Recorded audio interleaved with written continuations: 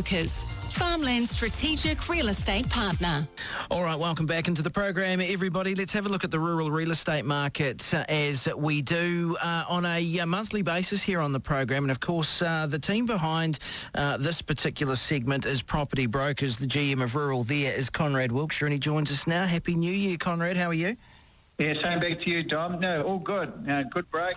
Lots of snapper caught. Can't complain. Excellent. Good. Yeah, it was interesting because I know that we had some figures come in over the last month or so that showed that you guys really did finish the year on a pretty impressive note. I'm sure there were a few glasses of bubbly consumed over that. Yeah, well, we do try and keep it real, but we were pleased with December's results. I mean, for the market as a whole, it was very positive. And for us, we had our best month we've ever done for Property Brokers Rural. So, at about 233 million. And it actually capped off a great year. We've just hit the $1 billion in rural sales mark. And that's, 20 hectares and over. So we're happy with that support we're getting from the market, and we certainly don't take it for granted. I've read a bit of market commentary that you've written in terms of, I guess the last few months and then where we might be heading. One of the interesting things for me, and I mentioned this with our rural correspondent Angie Skerritt, was the sheep and beef sector in terms of land sales there, with this 5-fold increase in the total value sold to forestry over 2021 compared to the prior year. So that would have alarm bells ringing for some people, I imagine, Conrad, but what's your take on the whole thing? Well, look, and I can understand some of that concern, and to be fair, I share some of it. But what I'd also, and there's a bit of a context, we sold, like our business is obviously just one of the key businesses in the rural market, and at 50,000 hectares sold last year was the total value of our rural property transactions.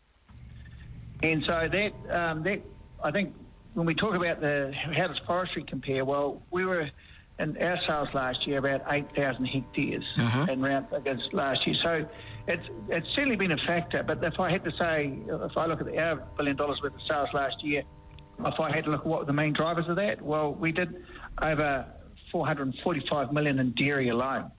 Right. And the sheep and beef, the money we saw for quality finishing ground has been outstanding, and we've seen some big, there's the sheep and beef sector's in a good position, so we are seeing definite interest there at levels, and to the extent we've spoken about this in the past, where they're prepared to almost pay and have paid dairy prices to get quality beef finishing ground. So it's almost a reversal of what we saw in the 2000s, where a lot of beef ground went to dairy. We're seeing some of that swing back. So, but there's no question around forestry is present in the market, and it is creating another pool of buyers for sheep and beef country. Our hope is that the policy settings that come forward favour the generally more marginal ground, and not the sort of quality breeding ground that has obviously captured a lot of the market concern, which we share that concern. And I'm happy to talk to that, but there's, I think, a number of factors in there that'll moderate that, and to the extent that we don't believe the current policy settings are going to carry in exact the same way going forward. So for those thinking about... Well, that's interesting. So what you're effectively saying there is, it's more than trees. There's a bit of perspective needed, I guess, when we're debating this particular issue. Well, look, if I look at our business, we sold just over 40-odd dairy farms a year before. This last year we sold 70, but most importantly for our vendors is the median price the year prior was 28,000 a hectare, and this year it's 42. Wow. So these are, that... And the dairy market, the things in favour of our dairy market are very strong. So, look, I would say it's part of a wider story. But if I was in an area that I'm forever battling against the broom or the gorse, and actually it's steep country, and there's no immediate obvious succession plan or I've had a change in management, and the manager's left, well then there's an opportunity, I think, to get around the table and talk to us about what the market's doing, because we've seen the land that's sold to forestry in this last 12 months. It's been, well, if I compare it to 2019, it was going for just under our median price was just under $6,000 a hectare, is now just under 10. Wow, yeah, that's in the space of 2 years. That's a lot, isn't it, in terms of an increase? So really, in summary, then, you know, in terms of actually making these decisions, it's got to be thought through. Advice should be sought, and you go from there. Yeah, exactly. And you know, you can make a lot of assumptions around if you're a sheep beef producer and you know you've got some land that could be suited for forestry. You know, we've done a lot of work with a range of professional service industries in this space, and Forestry 60 particularly has been on your show.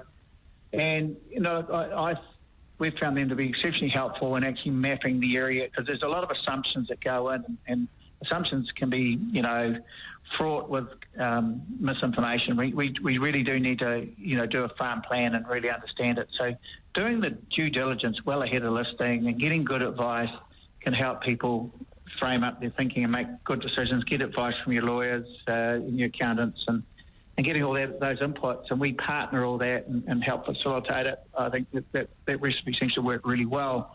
All I'd say is that for those considering those, just getting information without having to make decisions, we feel this autumn would be a good time to do that, maybe not next year. Yeah, I agree. Sound advice, very good. And, of course, the team there at Property Brokers, listeners, as you heard, just cracking that $1 billion mark in 2021. Conrad Wilkshire, as always, a pleasure, and all the best. Yeah, thanks, Dom, and same to your team. Market Update.